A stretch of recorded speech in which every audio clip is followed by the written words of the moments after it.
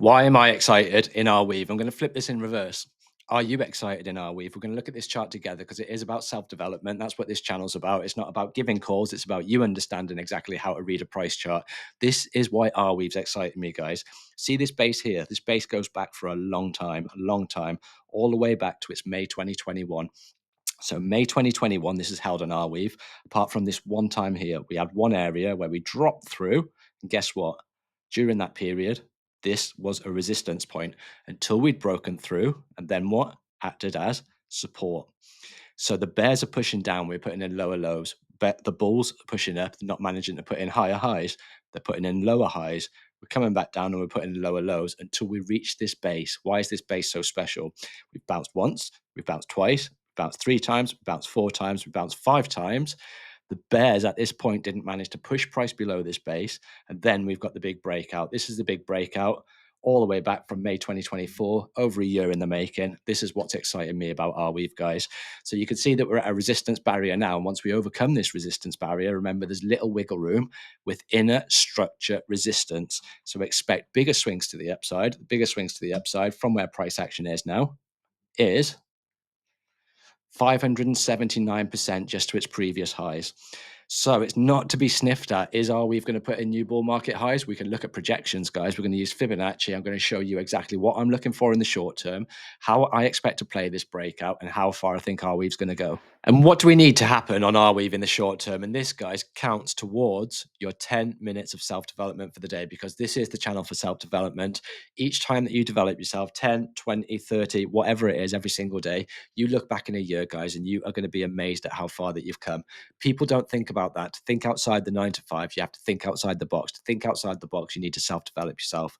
So this counts as your 10 minutes of self-development. And we're going to start with the 200 daily moving average. Why is this important?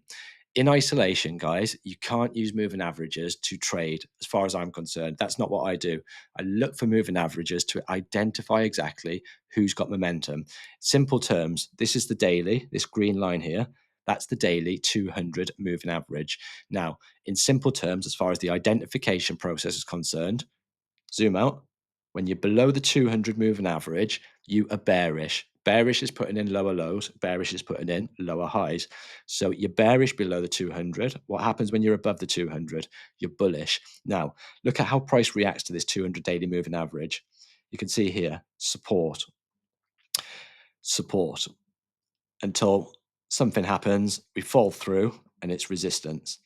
So you can go back and you can see exactly how these 200 moving averages are respected. You can see resistance, support. So you're above, you're bullish, you're below, you're bearish.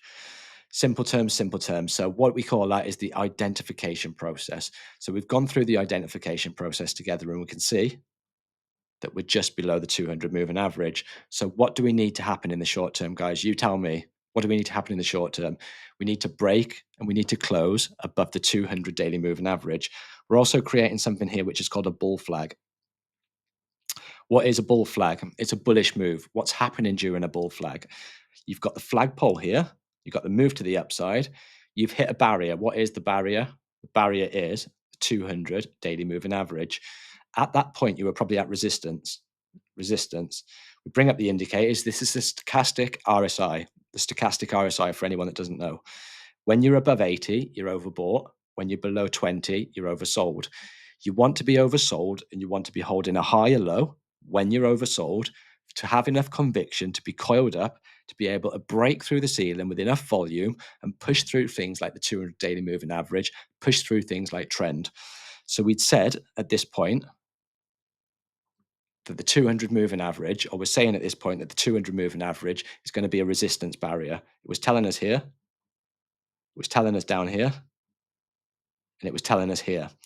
So what's happening is the bull flag is allowing the bulls to coil up another move, to have enough pressure to push up and be able to break through trend. Is it going to happen this time? Or are we going to get another push to the downside? We don't know exactly what's going to happen, guys. And that's why you've got to wait for the break to get the momentum, because whilst you're below it, you're bearish still. So something else is happening while you're in a bull flag. This is coming down into oversold. So this is what I mean. When you get to this point here, that's a low. oversold, you're pushing back to the upside. And each time that the bulls are pushing to the upside, that's them trying to break through and trying to break through.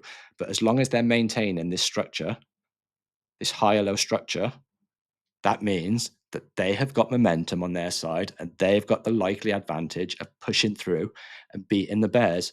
So I'm expecting this to push through. I am expecting it to push through. What levels can we push through to? Let's clean up the chart and we'll stick some Fibonacci numbers on there and we'll have a look. The magic Fibonacci numbers. How high can this thing go in a bull market, guys? I don't know how high it can go in a bull market. I haven't got a magic crystal ball. One thing I have got is magic Fibonacci numbers. And what we're going to do is we're going to use a retracement tool and we're going to go from this swing high here all the way to the 2024 high, all the way back down to here, this bear market low. So you've come down to the bear market low and we've got some sticking points that we need to talk about. The sticking points are the 38.2% retracement.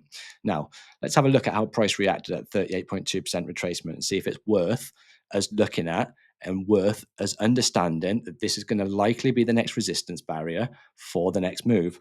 So you can see support, resistance, resistance, support.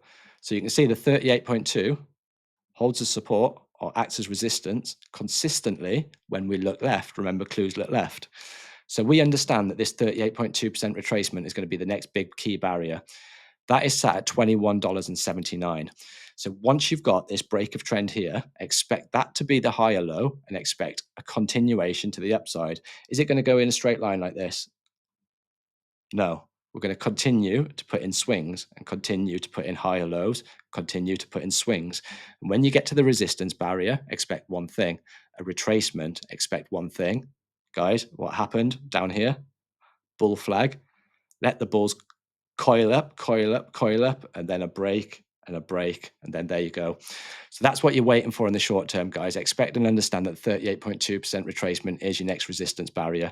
The one after that is the 61.8% retracement. That's sat at $32.52. How do we know that this is going to be respected? Rejection, rejection, support. We understand that because it's the golden number, the 61.8% retracement from this big swing. After that, you've got less resistance, which is the 78.66, which is sat at $40. And then you're shooting for bigger swings. You're shooting for the 1272. This, if we put in bull market highs, guys, do I know it's going to put in a bull market high? I haven't got a clue. But if we start putting in big swings, we can start looking at this a little bit closer. And if we put in bull market highs, you've got 1272 and 1618. 1272 and the 1618. When I say bull market highs, I mean highs from this previous 2024 high. I'm not talking about all-time highs from this previous move here because we're not greedy. We're looking at the more recent move. We're looking at the more likely move. So they're the projection points, guys. 1618, $77.60, $77.74 around that area. 1272, about $62. You've got 786 down here, $40. You've got the 618, $32.36. You've got the big 382, which is the next likely resistance point at $21.83. So this is all positive, guys. For the first time, bulls have managed to push through. We were putting in all of this move here. We were putting in lower lows, lower highs, lower lows, lower highs, all the way down here, guys. Lower lows, lower highs, until we hit this base here. You've hit this base once. What's happened? We've put in a lower high and the bears need a continuation of trend to the downside to put in a new lower low for this to be a continuation. They haven't managed to do that. They've done a double bottom. They've hit a double bottom, and what's the bulls done? Managed to hit past this resistance point here, which coincides with one thing. Clues look left, previous lower high. The bulls have retested the previous lower high. The bulls are in a bull flag. The bulls are coiling up. The bulls are waiting to break the 200 moving average, and the bulls are waiting for their next big move on Arweave. So hopefully that helps with your 10 minutes of development. Hopefully you understood what I was talking about. If you didn't understand what I was talking about, get in the Discord group, guys, and just ask me the question.